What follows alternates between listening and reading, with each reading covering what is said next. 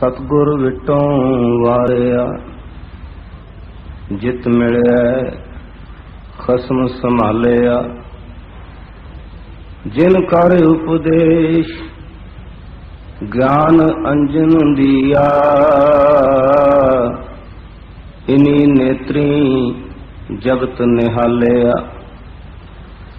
खसम छोड़ दूजे लगे, डुबे सेवन जा रहा। सतगुरु है बोहे था, विरले किने विचारिया। कर कृपा पार उतारिया, कर कृपा पार उतारिया। परम सत्कारयोग सतगुरु जी के पावन दरबार विच सुशोभित गुरु प्यारी साध संगत जीओ, वाहिगुरु जी का खालसा वाहिगुरु जी की फतेह। सतगुरु जी ने साडे ते अपार बख्शिश करके ये शब्द बाणी साडे जीवन के उधार लई प्रकाशित कीती है। बाणी के अंदर ये फरमान दर्ज हैं कि बाणी गुरु, गुरु है बाणी, विच बाणी अमृत सारे। बहुत सारे प्रमाण इस तरह के दिते जा सकते हैं।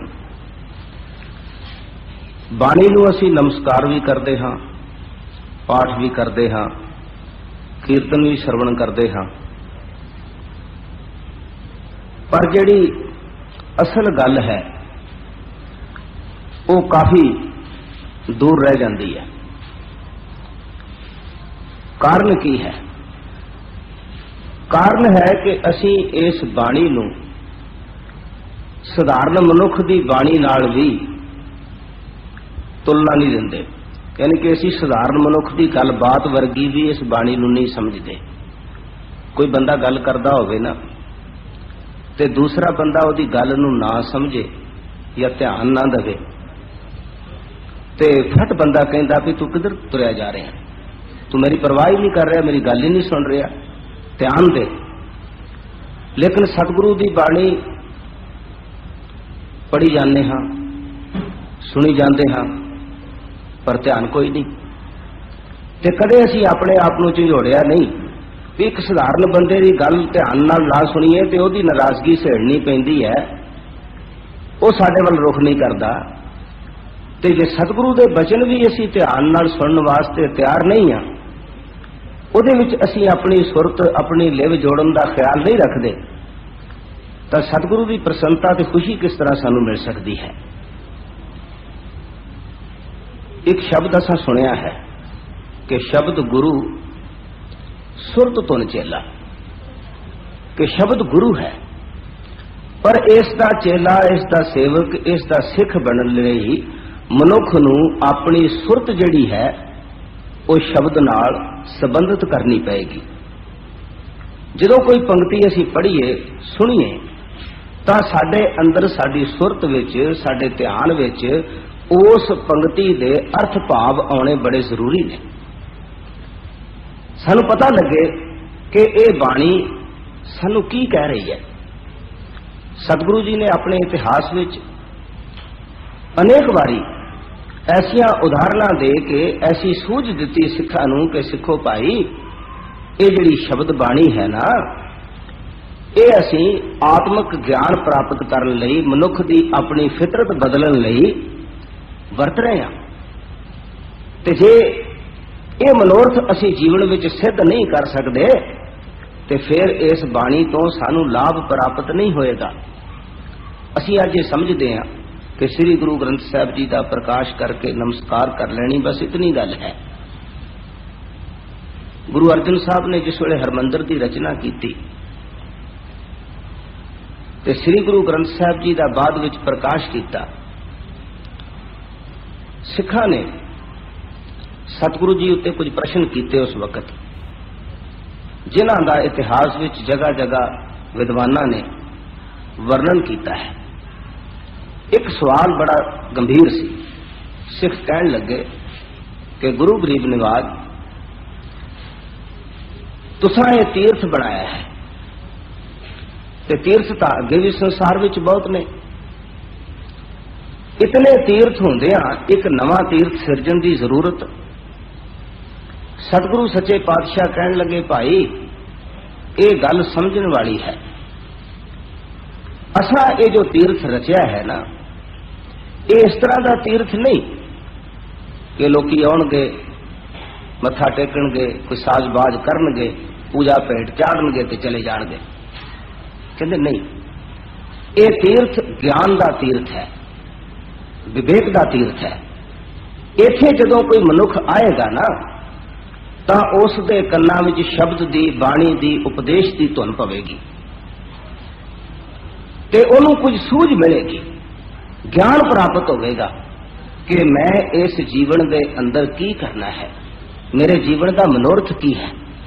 ये रचना असा इस वास्ते रची है, इसका होर कोई प्रयोजन नहीं। और इहो कारण सी कि गुरु अर्जन साहब ने हरमंदर रज के ते जिथे अज श्री गुरु ग्रंथ साहब का प्रकाश है, उथे अपने आसन नूं खत्म कर दिता। उथे आप नहीं बैठे, उथे गुरु ग्रंथ का प्रकाश किया ते सिख नूं यह समझा दिता कि तेरा उद्देश, तेरा निशाना मनुखी शरीर नहीं, मनुखी देह नहीं, तेरा निशाना ये शब्द ते बाणी है। इस तो तू आत्मक उपदेश, इस तो तू आत्मक ज्ञान प्राप्त करने की कोशिश करनी है। जितना चिर इस शब्द बाणी नूं असी पूरे ध्यान नाल, एकाग्रता नाल समझण की कोशिश नहीं करते, साडी जिंदगी दे अंदर तब्दीली नहीं आती।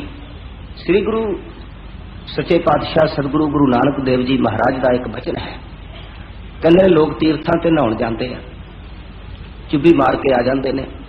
कई समझते हैं कि साडी मैल उतर गई है, मैल लै गई है, भुलेखा पै जाता है।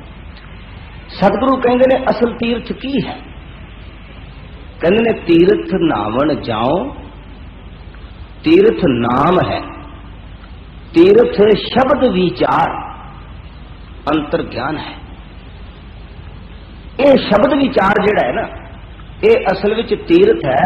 क्योंकि मनुख जो सतगुरु की बाणी सुनता है, तो भाई संतोख सिंह जी ने एक थां ते जिक्र किया, गुरु साहब ने उपदेश करदिआं सिखां नूं कहा भी बाणी किद्दां पढ़नी है। सिखां ने सवाल कर दिता ते सतगुरु कहन लगे भी देखो, बाणी पढ़दिआं एक गल ध्यान विच रखनी है, वो किहड़ी भी क्या गुर कहे, कहे हम कहा। जिस वेले बाणी पढ़ीए तो यह ख्याल रखिए कि सतगुरु की कहते ने ते साडा मन की कहता है। तुलना करनी है, जिदा असीं किसी बंदे की गल सुनते तुलना करते भी ये की कहता है, मेरी की लोड़ है, तो उहदे च असीं निर्णय करते हैं भी सानूं लाभ किस गल विच है, फायदा किस गल विच है, किहड़ी गल सानूं करनी चाहिए है। कहने जिस वेले ये बाणी पढ़ीए तो यह ध्यान विच रखिए कि क्या गुर कहे, कहे हम कहा। फिर की होएगा, सने सने मोड़ो मन महा। कहने महान बलवान शक्तिवान जो मन है, इस तरह असी हौली हौली मोड़न दे समर्थ हो सकांगे, इनू तब्दील कर सकांगे। इस तरह असी मन दे संस्कार बदलन की शक्ति अपने अंदर पैदा कर लवांगे। ते जे गुरु की बाणी असा इस ढंग नाल पढ़ी है तो सुनी है भी पता ही नहीं।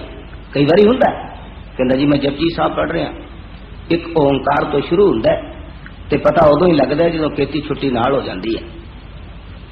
किथे की लिखिया है इस गल का कोई पता नहीं। दौड़ लगी है कि इतने चिर विच इतना पाठ खत्म कर दो, इतने चिर विच इतना पढ़ दो। बस मैनू क्षमा करना जे ये गल सच होंदी कि बहुत सारा पढ़न नाल, बहुत सारा वाचन नाल ते बड़ी तेजी नाल पढ़न नाल कोई गल बन सकती है, तो श्री गुरु ग्रंथ साहब के अंदर अनेकां वारी इस गल का खंडन ना हुंदा। आसा दी वार का कीर्तन सरवण करते हाँ, ये कोई साधारण बात नहीं है। आसा दी वार दे कीर्तन विच वार दियां पौड़ियां सलोकां दे अंदर असल विच मनुख दी रोजाना जिंदगी दे अंदर वापरन वालियां जिहड़ियां धार्मिक, समाजिक, राजनीतिक उतार चढ़ाव दीयां गल्लां ने ना, उन्हां सारियां वल्लों अवेयर करन वास्ते सब कुछ लिखिया गया। एक रस्म नहीं है ਤੇ ਹੋਰ ਵਾਰ ਦਾ ਵੀ ਕਿਸੇ ਦਾ ਕੀਰਤਨ ਸ਼ੁਰੂ ਹੋ ਸਕਦਾ ਸੀ, ਹੋਰ ਵੀ ਹੋ ਸਕਦੀ ਸੀ ਗੱਲ, ਲੇਕਿन ਆਸਾ ਦੀ ਵਾਰ ਵਿੱਚ ਕੁਝ ਸਬਜੈਕਟ ਇਹੋ ਜਿਹੇ ਨੇ ਕਿ ਜਿਹੜੇ ਮਨੁੱਖ ਦੀ ਜ਼ਿੰਦਗੀ ਦੇ ਅੰਦਰ ਰੋਜ਼ਾਨਾ ਬੜੀ ਗਹਿਰੀ ਤਰ੍ਹਾਂ ਵਾਪਰਦੇ ਨੇ। ਤੇ ਇਹਦੇ ਵਿੱਚੋਂ ਇਹ ਵੀ ਹੈ ਵੀ ਮਨੁੱਖ ਨਿਤ ਧਰਮ ਗ੍ਰੰਥ ਪੜ੍ਹਦਾ ਹੈ, कोई कुरान पढ़ रहा है, कोई गीता पढ़ रहा है, कोई रामायण पढ़ रहा है, कोई वेद पढ़ रहा है, कोई बाइबल पढ़ रहा है, कोई गुरु ग्रंथ साहब का पाठ कर रहा है। ते सतगुरु की कहते ने पढ़ पढ़ गड्डी लदी है, पढ़ पढ़ भरी है साथ, पढ़ पढ़ बेड़ी पाई है, पढ़ पढ़ गड्डियां हैं खात, पढ़िया हैं जेते बरस बरस, पढ़िया हैं जेते मास, पढ़ी है जेती आरजा, पढ़िया हैं जेते सास। गिनती है, ये नहीं कि की पढ़ते हो, केड़ा ग्रंथ पढ़ते हो। असीं बड़े डबल स्टैंडर्ड में जीव रहे हैं कि जे ब्राह्मण कोई इदां दी गल करदा ते गलत है, जे असीं करांगे तो किदां ठीक हो जाऊ। गुरु साहब ने तो सारे मनुखा की गल कीती है, ते ये गल आखी नहीं कि असीं किसी एक बंदे की गल कर रहे हैं। वो कहंदे ने साधारण बंदे का जिहड़ा धार्मिक कर्म कांड है, असीं उस दी गल कर रहे हैं। ते सतगुरु कहंदे ने इस ढंग नाल भावें कोई किन्ना पढ़ी जावे ते आखे मैं इतने ग्रंथ पढ़ लेने, इतने पाठ कर लेने, जो मर्जी कही जावे, अंदरों जिहड़ी तत्त दी गल है वो बंदे नूं प्राप्त नहीं हुई। इस करके सतगुरु कहंदे ने नानक लेखा एक गल होर होमै चखना चाह। बाकी तो कहते सिर्फ अहंकार ही है कि मैं इतना पाठ कर लिया, इतना दान कर लिया, इस तो सिवा होर कुछ नहीं। इसलिए गुरु साहब ने ये जो शब्द बाणी का प्रकाश किया है, ये मनुख नूं सूझ देण लई, मनुख नूं ज्ञान देण लई, मनुख की जिंदगी की तब्दीली वास्ते यह साधन वरत्या है। ते जे असीं इस साधन नूं जिसनूं गुरु साहब ने इस ढंग नाल वरतों विच लिआंदा है, उसे ढंग नाल असीं वरतों विच नहीं लिआउंदे, तां इसदा मतलब है कि असीं भी उस तरह ही जिस तरह कोई बंदा मूर्ति नूं मत्था टेकदा है, ते असीं भी श्री गुरु ग्रंथ साहब नूं एक आकार समझ के मत्था टेक दिंदे हां। तत् ग्रहण की गल रह जाती है। कितने मनुख ने जो श्री कृष्ण की मूर्ति तस्वीर तो वाकिफ ने लेकिन गीता तो वाकिफ नहीं है। कितने मनुख ने जिहड़े होर देवी देवतियां दी तस्वीरां ते बुतां तो वाकिफ ने, लेकिन उन्हां दा जिहड़ा आत्मिक ज्ञान है उहदे तो बिल्कुल वाकिफ नहीं।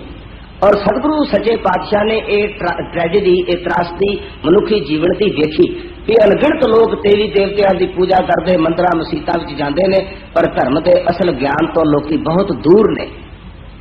पंडितां ने, मैनूं क्षमा करना एक गल बड़ी ध्यान वाली है, पंडितां ने गुरु साहब की मुखालफत की सी सिर्फ इस नुकते उत्ते कि यह जिहड़ा ब्रह्म ज्ञान है, आत्मिक ज्ञान, ये तुसी आम लोकां दी बोली विच लोकां नूं क्यों दसना शुरू कर दिता है। लोग साडे मुथाज रहन, सानू पुछण आण के, ते जिहदा जिसनूं साडा चित करे उहनूं दसीए, जिहनूं चित करे ना दसीए। ते तुसी ते शरे आम लोकां दे अंदर ये गल प्रचारनी शुरू कर दी, आम ते सधारण बोली दे अंदर ये गल बड़ी वड्डी माड़ी है जिहड़ी तुसी कर रहे हो। ते सतगुरु सच्चे पातशाह ने कहा कि ये जितने मनुख ने ये सारे वाहिगुरु अकाल पुरख के ज्ञान के अधिकारी हैं। इन्हां सारियां नूं पता होना चाहिए कि साडे जीवन का मनोरथ की है। और गुरु साहब ने पंडित के विरोध करने की कोई परवाह नहीं की। ते इस साधारण भाषा बोली के अंदर उन्होंने ये आत्मिक ज्ञान सानू दिता। पर असी साडी अपनी बोली विच भी असी अज मान ते फख्र करते हैं भी ये ग्रंथ साडी अपनी बोली विच है, लेकिन असी अपनी बोली विच हुंदियां होइयां भी ना इसनूं ठीक पढ़ सकते हाँ, ना ठीक इसके अर्थ समझ सकते हाँ। क्यों? क्योंकि असी अपनी परंपरा जिहड़ी सी ना कि ये बाणी जिहड़ी है ये असां आत्मिक ज्ञान लई पढ़नी है, खुद पढ़नी है, आप विचार करना है, ये परंपरा असी छड़ दी ते असी उसे ब्राह्मणी परंपरा वाल आ गए, जिहदे विच यह सी भी किसी को कोई ग्रंथ पढ़ा लो ठीक है, उन्होंने तुहानूं मिल जाएगा। असी इस परंपरा विच उलझ गए।